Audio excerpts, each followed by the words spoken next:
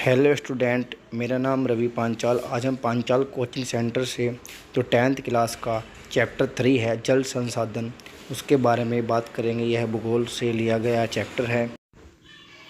इस चैप्टर में हम कुछ टॉपिक के बारे में पढ़ेंगे। उसके बाद हम इस चैप्टर में जो पूरे कंप्लीट टॉपिक है उनको बताएंगे, जैसे जल, कुछ तथ्य और आंकड़े, बांध, बहुउद्देशीय नदियाँ, परियोजनाएं, बहुउद्देशीय नदी परियोजनाओं के उद्देश्य, बहुउद्देशीय नदी परियोजना की खामियां, बहुउद्देशीय परियोजना का विरोध में आंदोलन, वर्षा जल टीका कैसे काम करता है। ये सभी टॉपिक है जो हमारे चैप्टर जल संसाधन से है। यह चैप्टर जो है वह पूरे जल संसाधन पर निर्धारित करता है। इस चैप्टर में हमें बहुत से टॉपिकों को निकाल के रखा है जिससे स्टूडेंट अपनी परियोजना है अच्छी तरह बना सके, इसके बारे में अच्छे से पढ़ सके, ताकि क्योंकि जो बुक में जो लिखा होता है वो थोड़ा सा अलग होता है, बुक से अलग यह टॉपिक हमें अलग करके बनाए हैं। कृपया आप ध्यान से देखिए। किसी स्टूडेंट को कोई बात समझ में नहीं आती है तो वह यहाँ से यह वीडियो डाउनलोड करके भी इसको पूरे अच्छे तरीके से कर सकते हैं। चलो हम आगे जो है कुछ तथ्य है इनके बारे में बात करेंगे। हेलो स्टूडेंट, सबसे पहले जल्दी जल्दी चैनल को सब्सक्राइब कीजिए, लाइक कीजिए, कमेंट कीजिए। कमेंट बॉक्स में जाके बताना है जो हमने पहले वीडियो बनाई है वह वीडियो आपको हमें कैसी लगी है। उस वीडियो में हमें वह थोड़ी सी लॉन्ग वीडियो बनाई है। चलते हैं हम अपने जो हमारा आज का जो पहला टॉपिक है उस पर चलते हैं। जो हमारा सबसे पहले जो हमारा उदाहरण है वह है जो नंबर 1 टॉपिक आता है, उसका नाम है जल। जल किसे कहते हैं, जल क्या है, जल की जो परिभाषा है जो इसके बारे में है।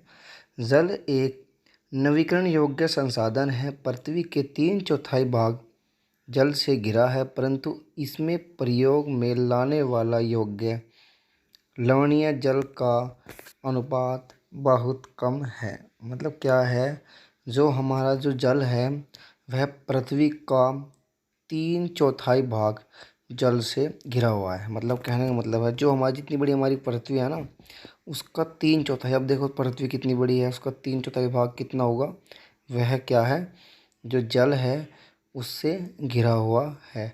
परंतु इसमें प्रयोग में लाने वाला योग्य, मतलब क्या है, जल से तो घिरा हुआ है लेकिन इसमें जो प्रयोग में लाने वाला योग्य है ना, वह अलवणीय जल का अनुपात बहुत कम है।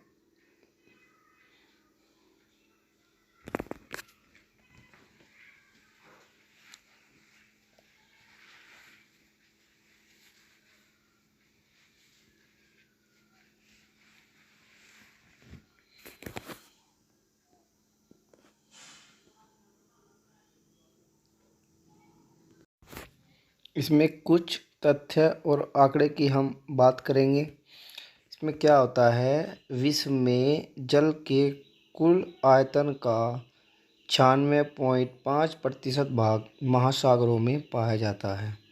मतलब क्या है, जो भारत मतलब जो विश्व है पूरा, उसमें जो जल का कुल आयतन है ना, वो 96.5% भाग महासागरों में पाया जाता है और केवल 2.5% अलवणीय जल है। मतलब इसमें क्या है, जो 2.5%, 2.5% अलवणीय जल है। भारत विश्व की वृष्टि का 4% हिस्सा प्राप्त करता है।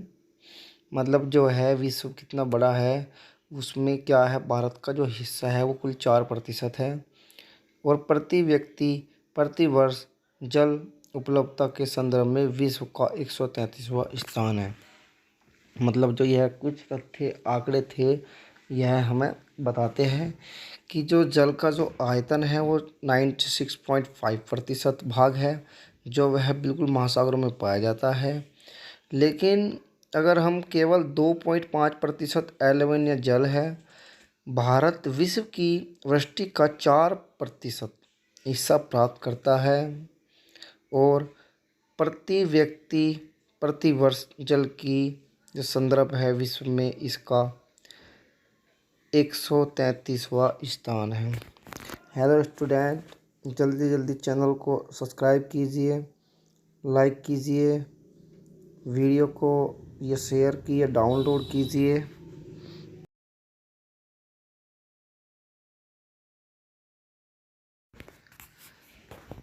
पूर्व सूचना के अनुसार 2025 तक भारत का बड़ा हिस्सा विश्व के अन्य देशों और क्षेत्रों की जल की निरंतर कमी महसूस करेगा। मतलब जो 2022 अभी चल रहा है उसकी हम बात कर रहे हैं।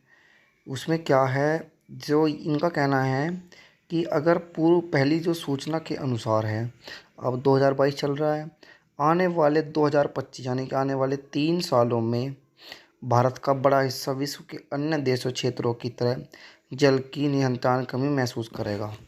मतलब जो है आने वाले 3 4 5 सालों में उसमें भारत जो है वह जल की बहुत ही कमी जो है महसूस करेगा।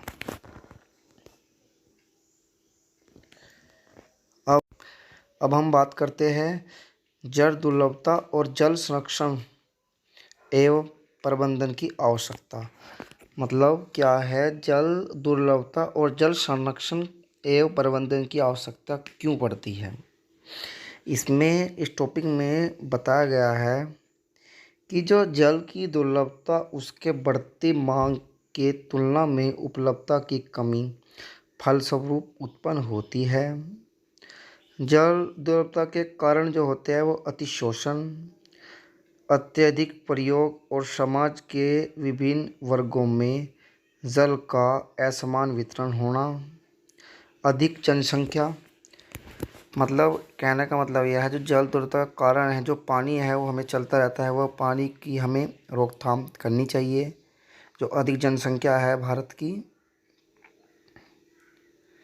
और एक इसमें जो आता है एक बांध में क्या होता है, बांध बहते जल को रोकने, मतलब जो बांध है वो बहते जल को रोकने में बहुत आवश्यक होती है। दिशा देने या बहाव कम करने के लिए खड़ी की गई बाधा है। मतलब क्या है, जब पानी की मात्रा फुल होती है तो बांध दोबारा पानी की रोकथाम करने लगती है, और यह इतनी बड़ी बाधा होती है पानी के मामले की, पानी की जो है समस्या उसको इधर से उधर कर देती है। जो आमतौर पर जलाशय, झील अथवा जलभरण बनाती है। मतलब जो बांध है, जब वह अपने पानी की दिशा को तेज़ी से प्रवाहित आने वाली दिशा को रोकती है तो उसमें क्या होता है, थोड़ी घनी दरार तो पड़ जाती है, लेकिन वह खड़ी इतनी हो जाती है कि वह पानी के मामले में बाधा कर देती है। जो आमतौर पर जलाशय, मतलब जो आमतौर पर जल आने वाला जल है, झील है अथवा जल भरण बनाती है, और उसमें वह रोकने में पूरी सक्षम हो जाती है।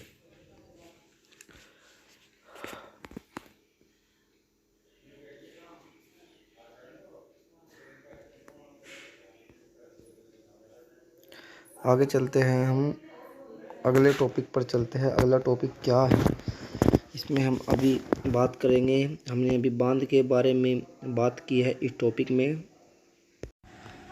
अब हम जो है बहुउद्देशीय नदी परियोजना के बारे में बात करते हैं। इसमें क्या है, जो बांधों का बहुउद्देशीय परियोजना कहा जाता है, जहां एकत्रित जल के अनेकों उपयोगों सम्मिलित होते हैं। उदाहरण के लिए तौर सतलुज व्यास बेसिन में जो भाखड़ा नागर परियोजना जल विद्युत उत्पादन की सिंचाई दोनों के काम आती है। मतलब क्या होता है, जो ये बांध होते हैं बहुउद्देशीय परियोजना भी कहा जाता है। मतलब जो पानी की जो बहती धाराएं है इनको रोकने के लिए क्या होता है, जब बांधों का उपयोग किया जाता है। लेकिन इस योजना को क्या कहा जाता है, बहुउद्देशीय परियोजना भी कहा जाता है, जहाँ एकत्रित जल, मतलब जल को इकट्ठा कर लिया जाता है, जल के अनेकों उपयोग सम्मिलित होते हैं। मतलब जो जल का जो प्रवाह होता है, वो तेज़ी का जो प्रवाह होता है वह बांधों के अंदर वहाँ पर रोक दिया जाता है, जिससे कि पानी वहाँ जो है आमतौर से समाप्त हो जाए। उदाहरण के तौर पर मतलब हम उदाहरण देते हैं बांध के, जो भाखड़ा नागल बांध है वो है इतना तगड़ा बांध है कि जो पानी की जो परियोजना जल बहती जल धारा है उससे सिंचाई दोनों में काम आता है। वह पानी को वहाँ रोक कर रखता है, जिससे कि यह नदी परियोजना भी कहा जाता है। प्लीज़ फ्रेंड्स लाइक कीजिए, सब्सक्राइब कीजिए, कमेंट कीजिए। कमेंट बॉक्स में जाके बताइए जो हमें इस चैप्टर के बारे में बात कर रही है, चैप्टर आपको कैसा लगा।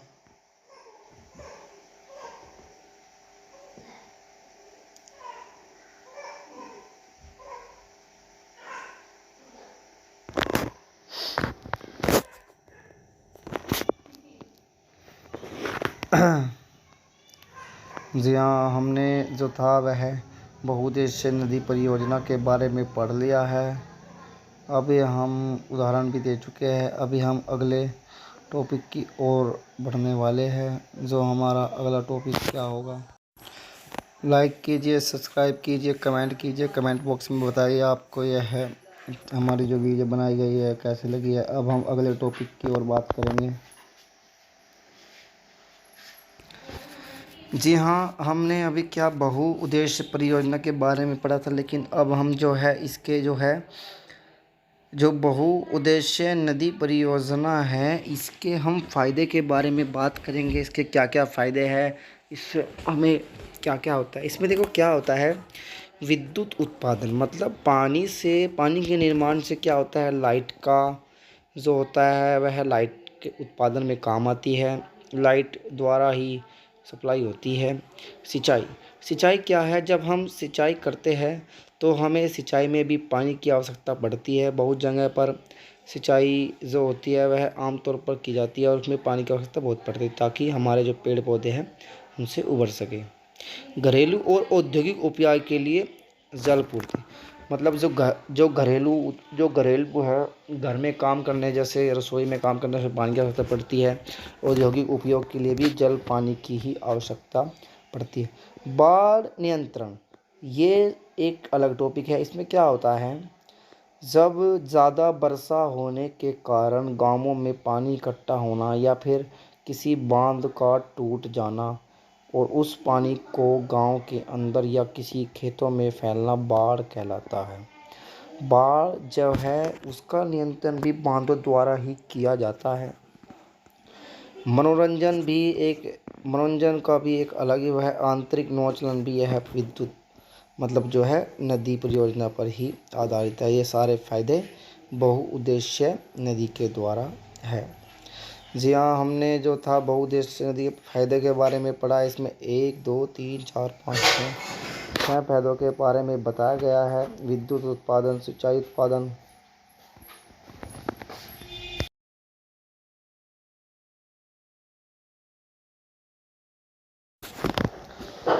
नदियों पर बांध बनाने का उनका बहाव नियंत्रण करने से उनका प्राकृतिक बहाव अवरुद्ध होता है, जिसके कारण तलछट बहाव कम हो जाता है। अत्यधिक तलछट जलाशय की तली पर जमा होने से नदी तट अधिक चट्टानी हो जाती है और नदी जलीय जीव आवाओं में भोजन की कमी आ जाती है।